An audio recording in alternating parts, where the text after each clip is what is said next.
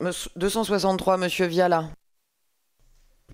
Merci Madame la Présidente. Je reviens sur cette question que j'avais posée en première lecture, de savoir pourquoi une différence est faite par ce texte entre les compétences en Île-de-France et les compétences dans le reste du territoire par rapport aux chambres de commerce et d'industrie.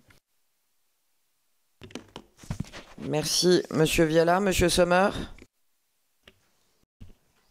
En fait, il est fait mention de l'Île-de-France parce que c'est un article spécifique en fait à l'Île-de-France et à ses missions. C'est pour cette raison que le CCI Île-de-France enfin, qu'il est fait mention de l'Île-de-France.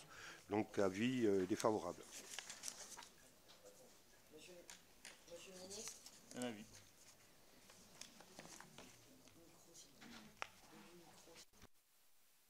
Merci, Monsieur Viala.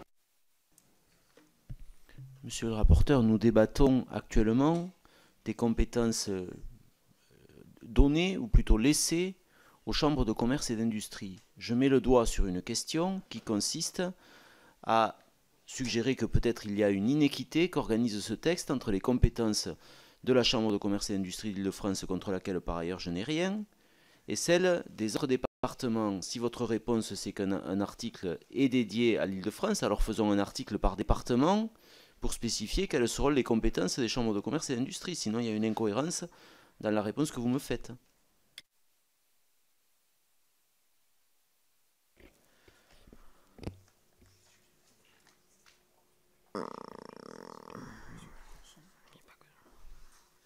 Oui, Monsieur de Courson. Mais notre collègue pose une vraie question. C'est pourquoi, dans l'Île-de-France, il y a cette possibilité et pourquoi elle n'est pas ouverte aux autres chambres de commerce hors Île-de-France. C'est ça la question posée par le collègue Viala. Y a-t-il une raison particulière? Je rappelle que c'est la transmission par l'organisme unique dont on ne sait pas encore qui va le monter, le gérer. Voilà. Pourquoi l'Île-de-France et pas les autres? C'est ça ce que je ne comprends pas. Et comme M. Viala. Pourquoi c'est pas pour tout le monde? Organisation particulière en Île-de-France autour des chambres départementales et puis des chambres locales voilà, il y a eu une situation particulière dans la façon de s'organiser en Île-de-France et qui ne vaut pas forcément pour l'ensemble des territoires, mais ça tient aussi à la dimension de l'Île-de-France. Monsieur Viala. Sauf, monsieur le rapporteur, que dans les débats de la première lecture du Sénat et de cette nouvelle lecture ici, nous sommes tous porteurs de demandes de nos territoires que leur situation particulière soit examinée et prise en compte.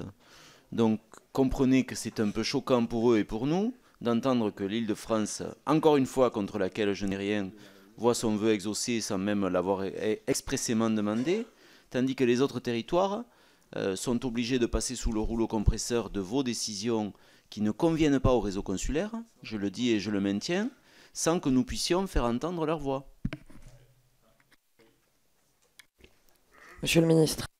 Oui, je crois que là, nous avons un faux débat complet.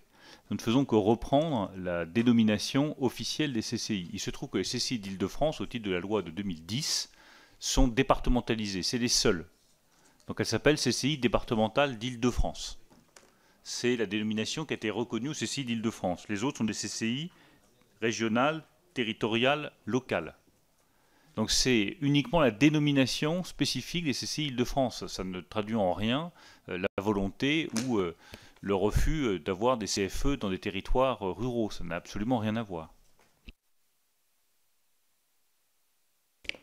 Je mets au voix l'amendement 263 avec un avis défavorable du rapporteur et du gouvernement. Qui est pour?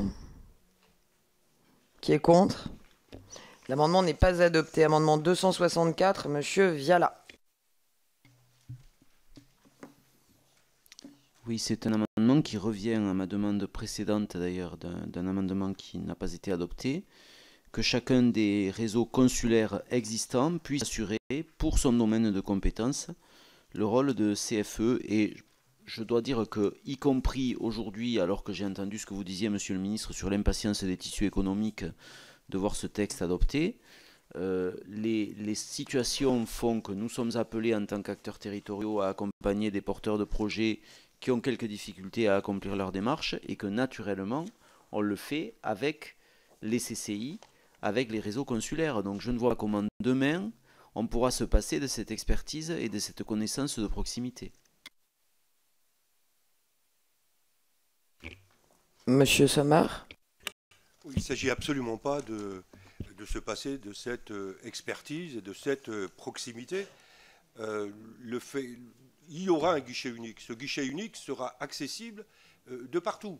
Des chambres de métiers, des chambres de commerce, et je le disais aussi tout à l'heure, il sera accessible depuis le réseau Entreprendre, l'antenne de France Active et d'autres, ou de France Initiative, etc. Donc il sera accessible de partout. Dire que le porteur de projet pourra être guidé dans sa démarche et accompagné ensuite dans la durée. Et c'est cela aussi que nous recherchons. C'est cela que nous recherchons. Pourquoi ? Il y a une étude assez récente qui a été produite, je crois, l'année dernière, et qui montre quoi? Que seulement 20% des créateurs, dans le système qui existe aujourd'hui, sont accompagnés dans la durée. Quand on parle d'accompagnement dans la durée, c'est un accompagnement de 12 à 24 mois. 20% seulement des créateurs.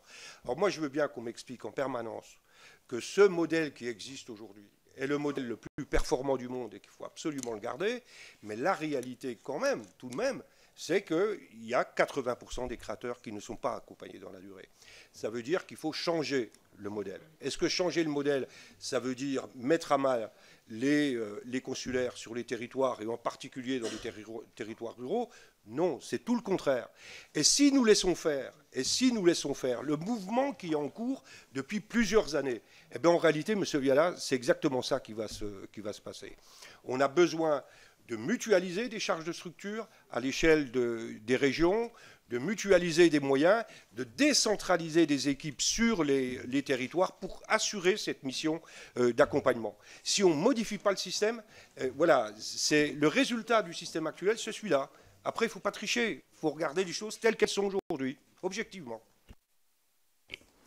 Monsieur Viala, vous vouliez réintervenir? Merci Madame la Présidente, je réinterviens là et puis je n'interviendrai plus sur les amendements suivants qui sont du même acabit. Simplement pour dire à Monsieur le rapporteur, à Monsieur le Ministre que j'accepte un peu mal la critique que vous faites en fait en nous traitant de réactionnaires qui ne veulent rien aucun changement. Moi c'est pas ça mon propos. Non, vous l'avez pas dit comme ça, mais c'est ce que vous vouliez dire. Moi ce que je veux défendre simplement ici, c'est le fait que dans un certain nombre de territoires, et je n'ai pas la prétention de connaître la France entière, mais dans un certain nombre de territoires, la proximité qu'assurent les réseaux consulaires est indéniablement un gage de réussite des projets économiques. Elle est indispensable aux projets économiques. Et moi, ce que je dis, c'est que votre vision d'une régionalisation des équipes, avec ensuite des équipes déportées sur le terrain, enlève au territoire la capacité stratégique de réflexion et d'accompagnement, d'expression de volonté, de développement économique, qui ne sont pas un a priori, ni national ni régional dans notre pays, puisqu'on a quand même un tropisme vers les agglos, les grands ensembles, les métropoles, lorsqu'il s'agit d'implanter de l'activité économique. Voilà ce que je dis. Ensuite, vous le traduisez dans des termes qui ne sont pas les miens.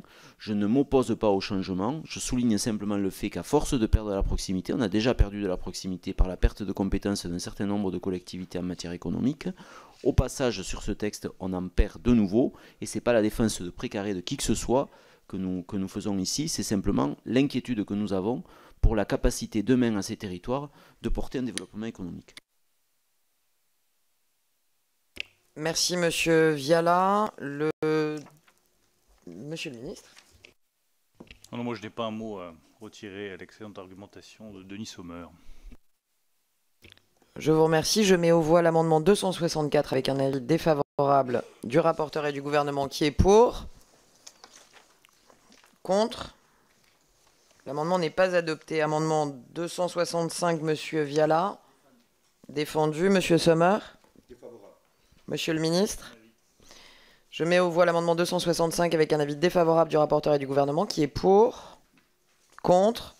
L'amendement n'est pas adopté. Amendement 321 n'est